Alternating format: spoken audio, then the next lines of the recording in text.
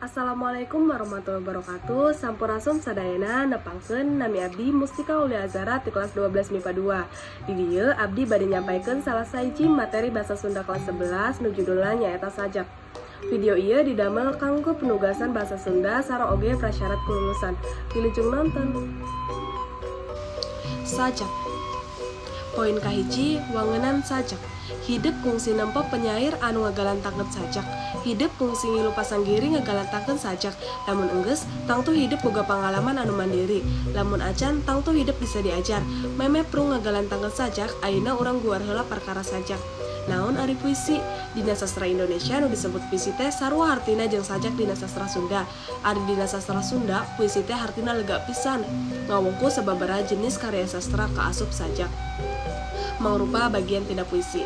Leuwih jelasna nu dimaksud dina puisi dina sastra Sunda nyaeta wanda basa karangan anu rakitanana biasana mah pinuh ku wirahma, kauger ku wangunana jeung ku diksina.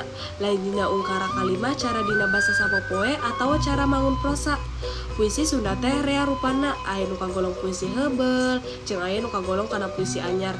Puisi heubeul aya nu ngawujud carita naratif nyaeta carita pantun atau wawacan. Aya anu henteu ngawujud carita rupa-rupa puisi mantra nyaeta jangjawokan, singlar, jempe, asihan, sisindiran nyaeta rarakitan, paparikan wawangsalan, kakawihan atau barudal, sair, pupujian sawer jeung saterusna, pupul nyaeta dangding guguritan. Ari anu kaasup puisi anyar nyaeta sajak. Cindekna sajak nyaeta salah sahiji sastra Sunda anu direka dina wangun basa ugeran atau puisi. Sanajan ditulis dina wangun ugeran, tetela sajak mah tepati kauger ku patokan-patokan jumlah enggang saban padalisan jeung jumlah padalisan dina saban pada seperti dina pupu atau sisindiran. Poin kedua, kamekaran sajak Sunda. Dumasar kana asal usulna sajak teh mangrupa karya samperan anu JPL-na tina sastra deungeun nyaeta pangaruh tina sastra Eropa. Eta karya teh asup tur jadi banda sastra Sunda dimimiti kira-kira tahun 1946. Nalika para pangarang Sunda khususna pangarang Ngora mimiti kasengsem tur mikaresep ngareka basa dina wangun sajak. Pangarang Sunda anu naratos gelarna sajak nyaeta Kiswea. Sabada ditaratos ku Kiswes, sajak Sunda terus mekar nepi ka kiwari. Lian tina rea sajak anu dimuat dina majalah jeung koran basa Sunda seperti Mengal, Cupu Manik, Galura, jeung koran Sunda oge rea karya anu geus dipupukeun mangrupa antologi. Sababaraha judul buku kumpulan sajak Sunda jeung pengarangna diantarana nyaeta Lalaki di Tegalpati karya Sagiyu di tahun 1963, Jante Akridam karya Aji Prosi di tahun 1967, Tepung di Bandung karya Rahmat M. Saskarana, Wasiat Konglomerat karya Taufik Faturrahman, Lalaki Langit karya Junior Soridwan, Jagat Langit karya Godi Suwarna, Maung Bayangan karya ETRS, Jamparing Hariring karya Dedi Widiagiri, Aya Naon di Cinaon karya Wahyu Wibasana, Hidang Kawisaya karya Reti Isnendes, ketiga karangan Yayat Hendayana tahun 1957, Gondewa karangan ETRS tahun 1987, Jiwa Lupat karangan Godi Suwarna 2007, jeung rea deui. Poin katilu, adegan atau struktur dan unsur sajak. Sajak teh mangrupa ungkara pikiran, rasa jeung gagasan pangarang nu ditepikeun pikeun ngagambarkeun hiji pasualan.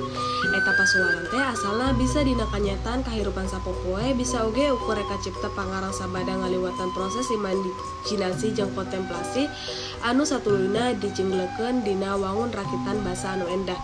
Biasana sajak mah ditulis dina wangun ungkara konotatif atau kiasan, kukituna sajak mah aya kalana hese dipika hartina. Latara ari ungkara konotatif mah loba salib jeung siloka, beda jeung harti denotatif anu ngungkapkeun harti sajalantrahna. Tapi najan kitu tetep we unggal sajak mibanda makna jeung amanat keur nu macana. Kukituna tangtu bae sajak teh mibanda unsur-unsur pawangun anu ngadedel kana jenglengan rupakna eta. Eta unsur-unsur teh diantarana nyaeta A. Jejer atau tema. Tema teh gagasan pokok anu rek ditepikeun ku pangayak kanu maca. Tema dina sajak rupa-rupa aya tema keagamaan, kemanusiaan, cinta ka tanah air, jeung saterusna. Upamana wae sajak tanah Sunda di luhur teh nyaritakeun kaayaan tanah Sunda anu keur harengheng.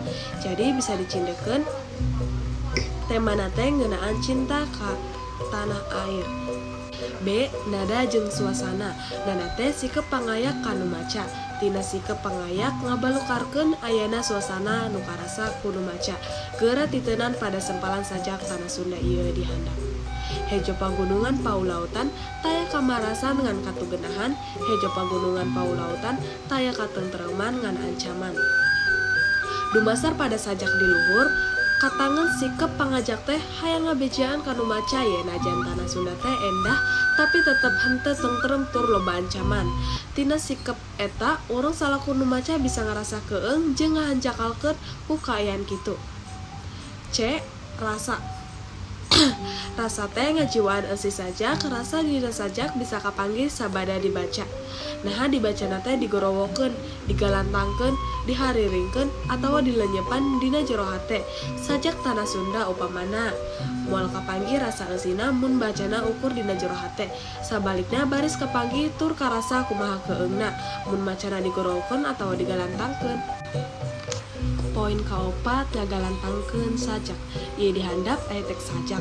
Pek ku hideuk ngagalantangkeun di hareupeun babaturan sakelas bagi lir wae saurang-saurang anu sejena ngaregepkeun cing daria. Tanah Sunda karya Aji Prosidi. Hejo pagunungan, paul lautan, hejo, paul, langitna hate kuring. Masing di mana kuring nangtung, masing kamana kuring lempang, tanah lembok, tanah bumetah. Angin nyiot yuman tarang, masing di mana anjeun nunjuk, masing iraha anjeun nunjuk, masing iraha anjeun cemulung. Kuring memumpang, kuring rek datang, neulkeun tarang, neulkeun jantung. Kuring tungtung tetepan, kuring tungtung tetepan, tungtung bedil nginceur dada. Kuring geus nyangsian getih ngabaya, getih maranena nu mika cinta anjeun. Kuring geus nyangsian panon carolong tangga, jasad nu ruksak ngalungsar na dada anjeun. Hejo pagunungan paulautan taya kamarasan ngan katugenahan. Hejo pagunungan paulautan taya katentreman ngan ancaman.